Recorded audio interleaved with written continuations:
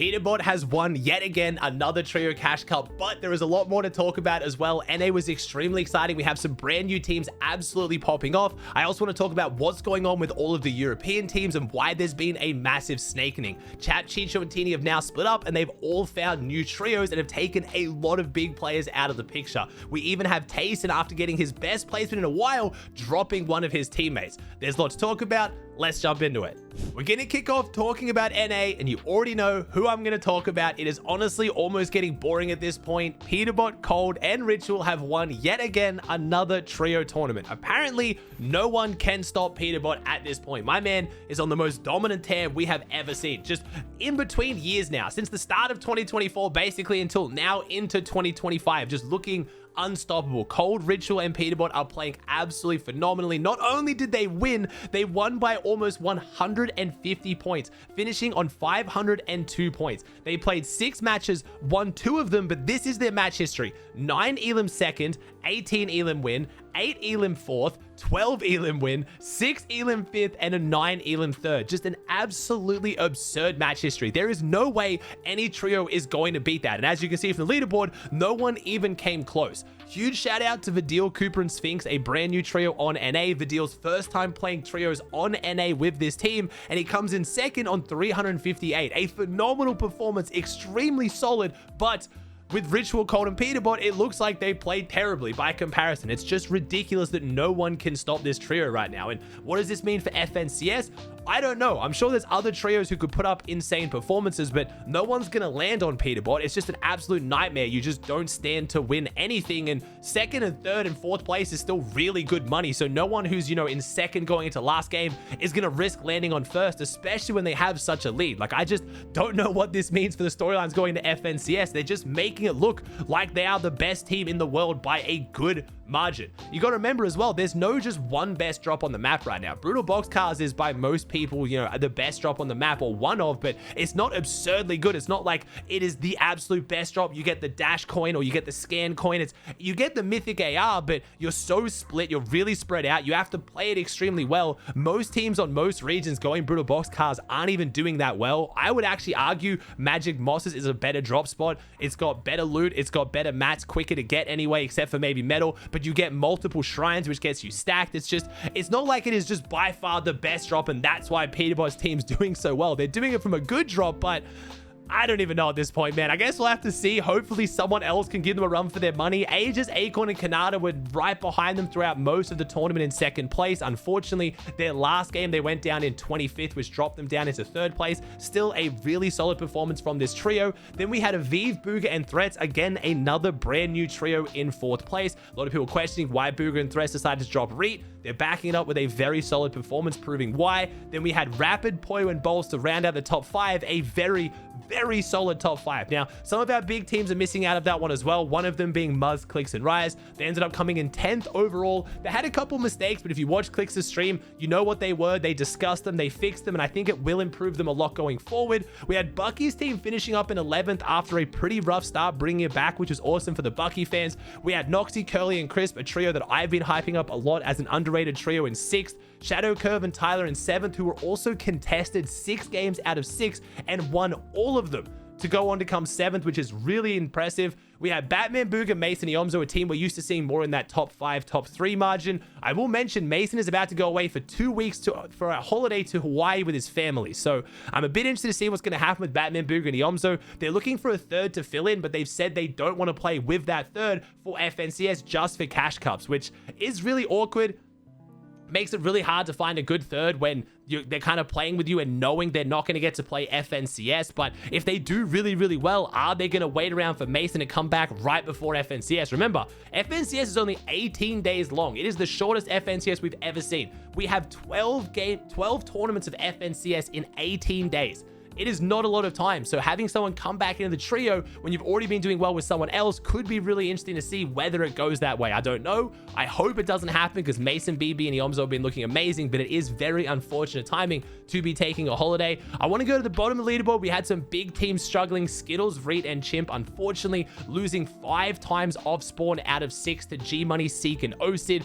Really rough time for them out of Magic Mosses for a trio that a lot of us were saying could potentially be splitting. I'm guessing this final finals is probably going to be the one that does it. We had Vert, Virgo, and Chance, the team that was actually contesting Tyler, coming in dead last. So right now, Tyler's team really looking like they can hold their own off spawn.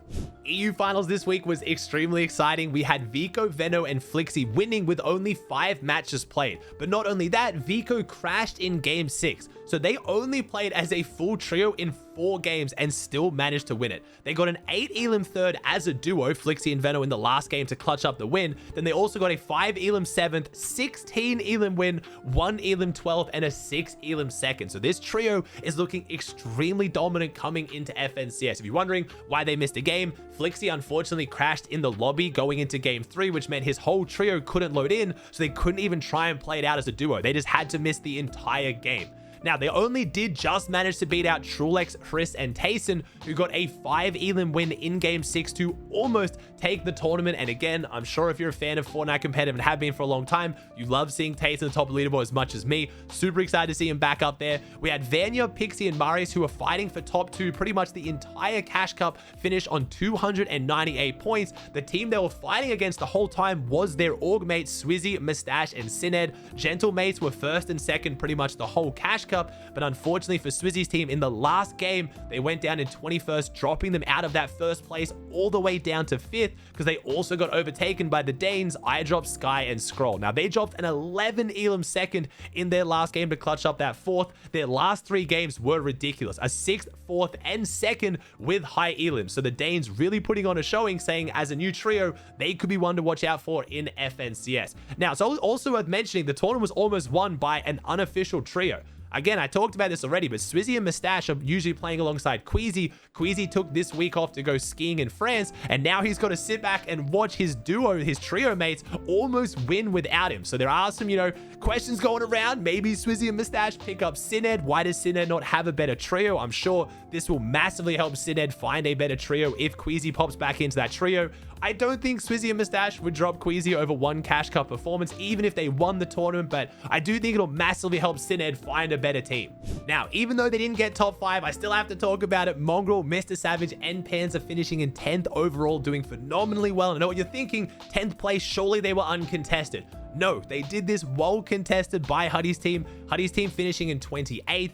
Mr. Savage's team won, I would say, 4 of the 6 games off spawn. 3 of them they definitely won, but game 6 was kind of a split. Mr. Savage's team got by far the most loot and surge out of the spawn fight, but Huddy's trio did make it all off spawn and disengage. They ended up going on to go down and have a terrible game, whereas Mr. Savage's team got a 17th, so you can kind of count that as a win, but they did end up going down to surge later in the game. So at worst, it was a 3-2 to Mr. Savage. A lot of people are going to count that as a 4-2. They played phenomenally well off spawn, and one of the main differences that I talked about a lot, Teeny's team is no longer dropping the forest. They didn't even make finals, but Teeny's team has switched drops, meaning that when the spawn fight lags out or if someone wins it, they get to actually play their game out, which is a big difference. We did have Huddy's team going down to a 3rd party, so there is still that pressure from other teams around Bird, but it's just not as bad as when it's Teeny. Now, a lot of people are saying Malabuka might be favoring Panzer. He's not going to push because they're friends. They're both Russian players. That is not true. In game 6, Malabuka's trio caught Panzer off guard and completely wiped him. They then camped the card for a few minutes as well, so there is no favors being done for Panzer by Malabuka right now. It's just the way that the spawn fight plays out now. The teams aren't getting over there as quickly because Malabuka was also contested. If Malabuka keeps dropping forest and gets uncontested, it does scare me a lot more for Mongrel and Huddy's teams.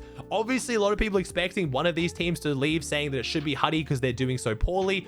As far as the off spawns go, they're actually still pretty even right now across the different tournaments, and Huddy has said on his social media he is not leaving the drop spot. He has absolutely no intention to leave. He will be dropping Bird every single game in every finals, no matter how poorly they're doing. He will not leave this drop. It's worth mentioning as well, in case you guys missed Mongrel and Mr. Savage's stream for the finals, Mongrel was on a completely different setup. Only about 15 minutes before finals was set to start, his power went out and his PC started wigging out and it wouldn't work, so he ended up getting on his girlfriend's setup who lives with him. And turns out she apparently has an absolute beast PC, because he still ended up coming 10th overall too. So it wasn't exactly the most comfortable day for this trio either. There was a lot going against them, and they still did extremely well.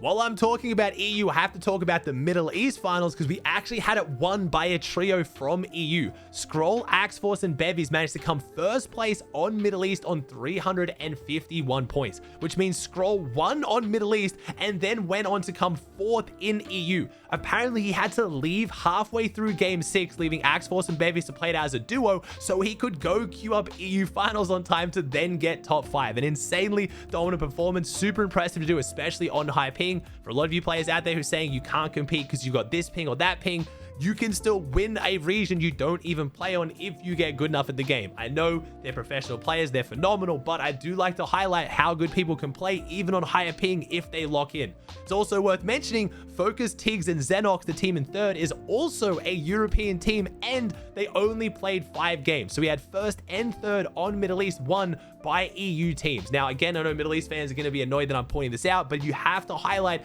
when teams are doing this well cross-region. Same as when EU teams qualify for NA and do well, I hype them up. Don't come at me. Don't get mad. It's super impressive.